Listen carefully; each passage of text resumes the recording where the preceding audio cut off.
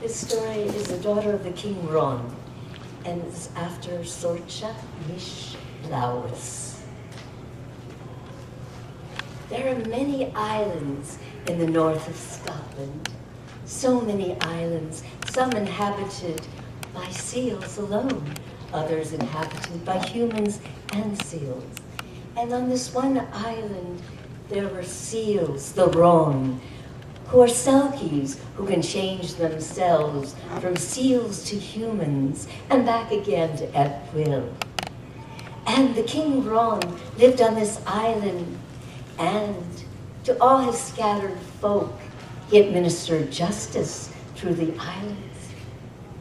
On another island, not so far away, there were humans and seals, and this island boasted of 2 towns. And in one town, there was a grand castle up on a hill. And there was a laird and lady, of course, and you know they had a scion of marriageable age. A good-looking, broad-shouldered lad named Ian.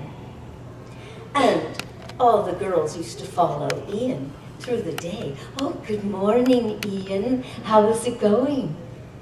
Good afternoon, Ian. And good evening, Ian. Are you all alone? He was disinterested.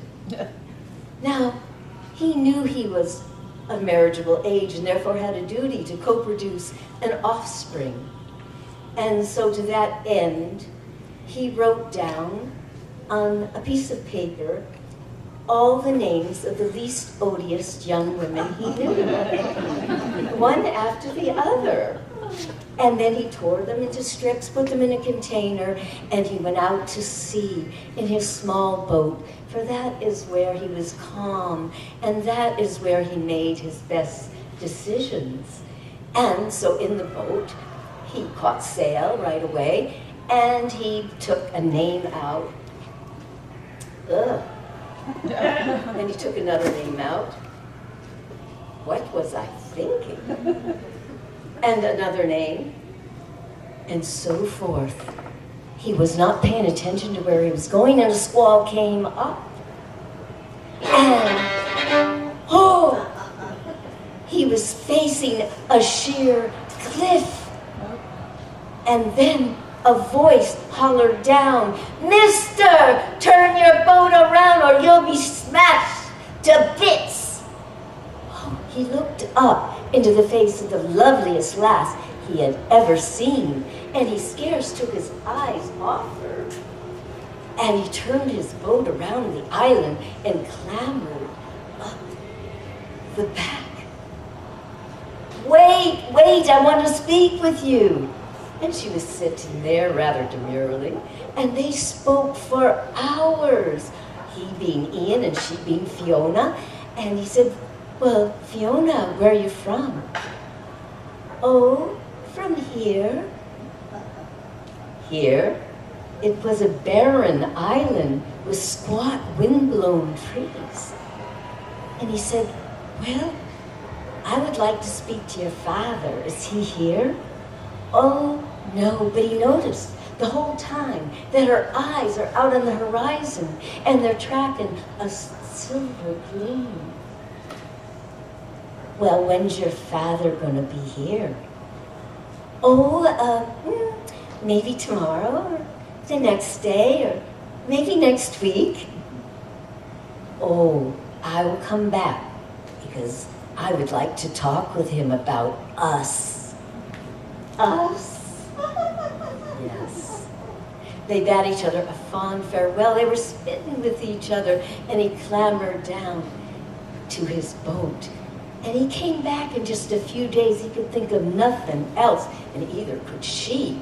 And this time, he clambered up, and there she was, sitting on a rock, not so demurely.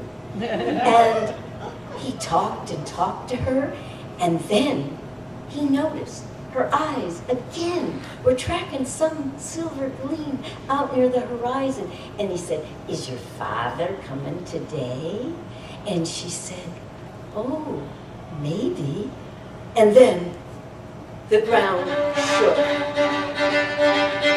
The earth cracked, there was rockfall, and up from the back of the island, there came a Goliath of a man to his David.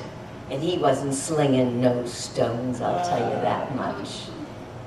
And the man, the King Ron, roared, and he had writ large on his forehead, thunder and lightning. Who are you? You're trespassing on my land. Oh, I'm Ian. And I'm not trespassing exactly. I was invited. Invited by whom? By your daughter, Fiona. My daughter, Fiona? And for what? Well, I'm asking for her hand in marriage to me. You are what? In what? And so Ian looked up on him and he said, well, I had better talk to my daughter about this and see what she thinks. And I find that very refreshing in a folk tale, and I hope you do too. And Fiona marched right up and said, I'm in perfect agreement with Ian. And the King Ron said, well, if you're going to be serious and get married, you have to come back in exactly 1 week and don't be late, and bring her something to wear from your folk, for she can take nothing from this land back to your land. And there are other conditions as well. Oh, Ian said, and Fiona said, oh, yes. And they had each other a fond farewell, as fond as they could in front of the King Ron. And he clambered down again, and, well, before he was all the way down, the island shook again, and there was rock fall, and he looks out to sea, and there's a gleam on the horizon. He came back in exactly 1 week, and oh, the dress he had made for Fiona, it was made of gossamer silk, and it looked as though bits of the azure sky had fallen into the top, and then it graduated to the aquamarine of the shallows of the sea, and it ended in the dark green of the depths of the ocean. And at the top, it was ruched with gold. Gold is the kelp in the sea. And he clambered up, holding the dress, so proud, and there was Fiona waiting for him. And as before, the earth shook, and the rock fell, and the King Ron rose up in back of them. I see you have come prepared.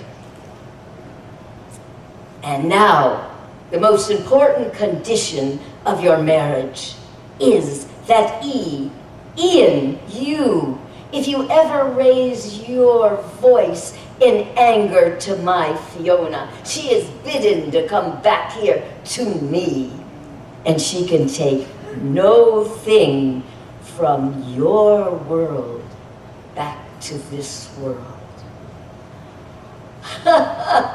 Ian started to laugh. He couldn't even imagine saying an unkind word to his Fiona. And Fiona just smiled. She couldn't imagine it either. They agreed. And he said to Fiona, you hold out your left hand, lass, and Ian will clasp it with his right hand. And he pronounced them a married couple. And then, without another glance, he clambered down the back of the island, and the trees shook, and the rock fell, and out to sea there was that little gleam at the horizon. When Ian got down, she put on her dress. Oh.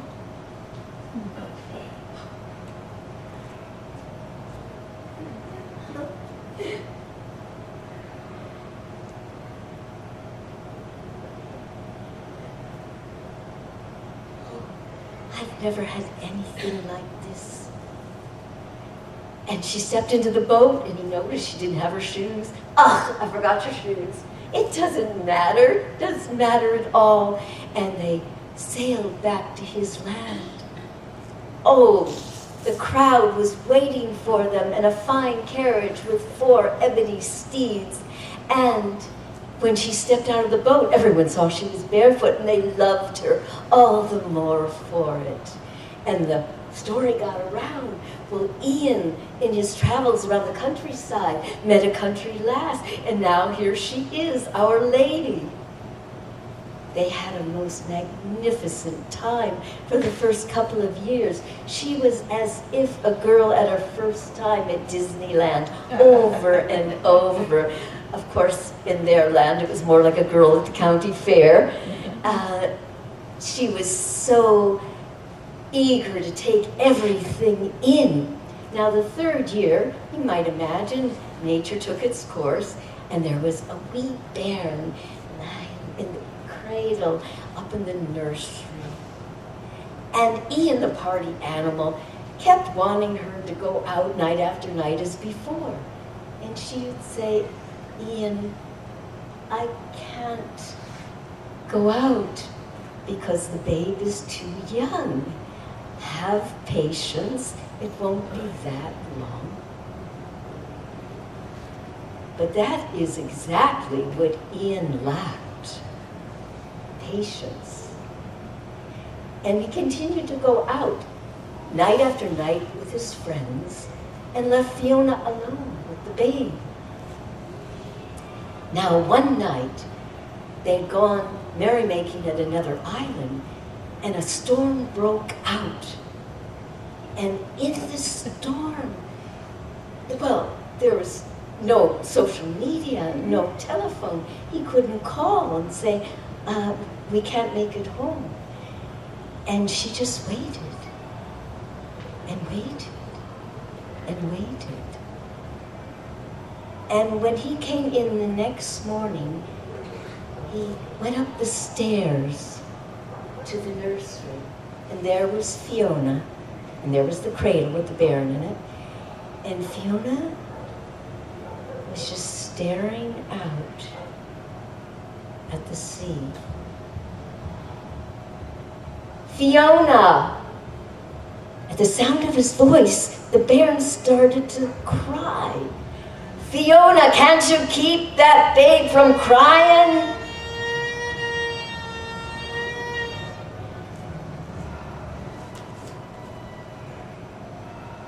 The wee bairn stopped crying. Ian wanted to say, I'm sorry, but his pride wouldn't let him, and he stomped down the stairs. Fiona kissed her baby on its rosebud mouth and on each cheek and on the forehead.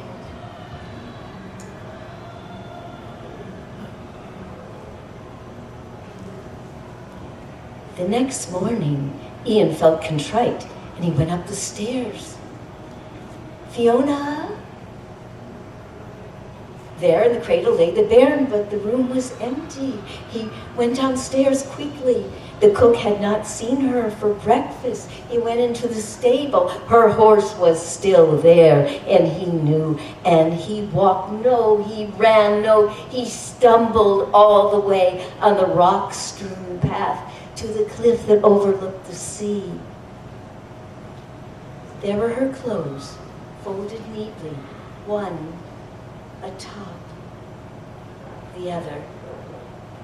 And out at the sea, he saw a wee gleam.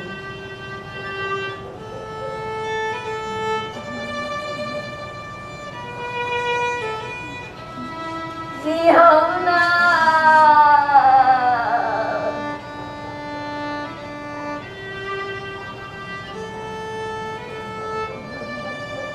It was too late. He turned and walked slowly back into the castle. From that day on, he was a changed man. People spoke of him as a changed man. He took on the attributes that Fiona had left: compassion and kindness, generosity, loyalty, and he raised up his son. He was very, very close with the lad. And then, when his son turned 21, he gave a grand feast.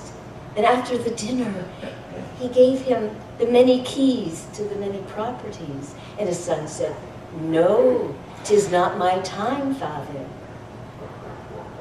We'll speak of this in the morrow." And in the morning, when the son went downstairs to meet his father, as usual for breakfast, Ian was not there. His son knew. And his son walked along that rock-strewn path that led to the cliff overlooking the sea, and there were Ian's things, folded neatly, one atop the other. And he looked out to sea, and there was this glimpse of an outline of a small boat. And the lad walked back into the castle.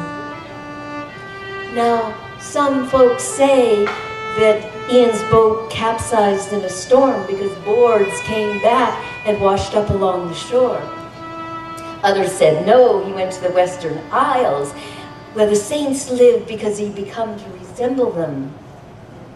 And the fisher folk said, and still say, that Ian went to the island of the King Ron to be reunited with his Fiona, and that the King Ron forgave him because of the love he and Fiona still had for one and the other. And the King Ron gave Ian the powers to turn into a seal and back again as a human. His son became a benevolent and great laird, and always followed his motto, which was, be kind. Thank you.